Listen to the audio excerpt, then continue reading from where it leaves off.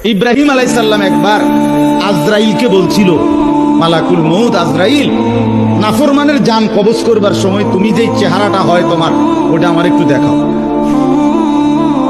মালাকুল মউত আজরাইল বলছিল, হে আল্লাহর নবী, কসম আপনি এটা দেখতে চাইেন না, আপনি সহ্য করতে পারতেন না।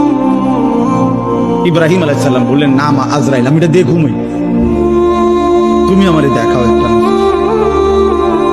মালাকুল মউত আজরাইল কোন পাপী ব্যক্তির জান কবজের সময় যে বিভৎস কুৎসিত আকৃতি ধারণ করে, আল্লাহর কসম ওই আকৃতি যখন ধারণ করছেন ইব্রাহিমের সামনে, ইব্রাহিম নবী সাল্লাল্লাহু আলাইহিস সালাম একটা চিৎকার মাইরা বেহুশ হয়ে গেছে।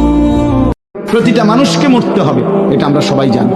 কুল্লু নাফসিন যায়িকাতুল মাউত, সমস্ত আত্মা, সমস্ত প্রাণ, আল্লাহ তাআলা বলেন মৃত্যুর স্বাদ গ্রহণ করবে, মৃত্যুর স্বাদ গ্রহণ।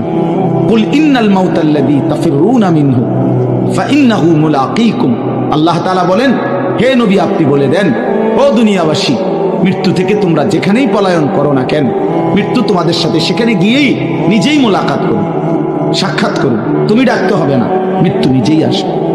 আমরা আল্লাহকে চিনতে পারি নাই। শোনেন, আল্লাহ পাক তো সেই সত্তা যিনি এখন জানেন যে আমাদের মধ্যে কে কে জান্নাতে যাবে, এখানে যারা বসে আছে, এবং মনে করেন আমাদের এখানকার মধ্যে এই ভাই জান্নাতে যাবেন, মনে করেন এই ভাই জান্নাতে যাওয়ার 1 কোটি বছর পরে তিনি কি করবেন আল্লাহ পাক এখনই জানেন সেটা। আমার কথা কি বুঝতে পারছেন? আর মনে করেন এখানকার মধ্যে কোনো এক ভাই জাহান্নামে যাবেন, আউযুবিল্লাহ, সে জাহান্নামে যাওয়ার কোটি কোটি বছর পর কি আযাব ভোগ করবে আল্লাহ পাক এখনই সেটা জানেন, রাইট নাও। যখন আপনি সবসময় পরকালকে, আল্লাহকে, তার রাসূলকে প্রাধান্য দিবেন, দিনকে প্রাধান্য দিবেন, দুনিয়া আল্লাহই গুছিয়ে দিবেন। আর যখন আপনি দুনিয়াকে সর্বোচ্চ অগ্রাধিকার দিবেন, দিন আপনার কাছ থেকে দূরে সরে যাবে। দিনের একটা স্বতন্ত্র গায়রত আছে, সে সবার কাছে ধরা দেয় না। যে তাকে মূল্যায়ন করে তার কাছেই দিন আসে, যে তাকে মূল্যায়ন করে না তার কাছে দিন আসে না।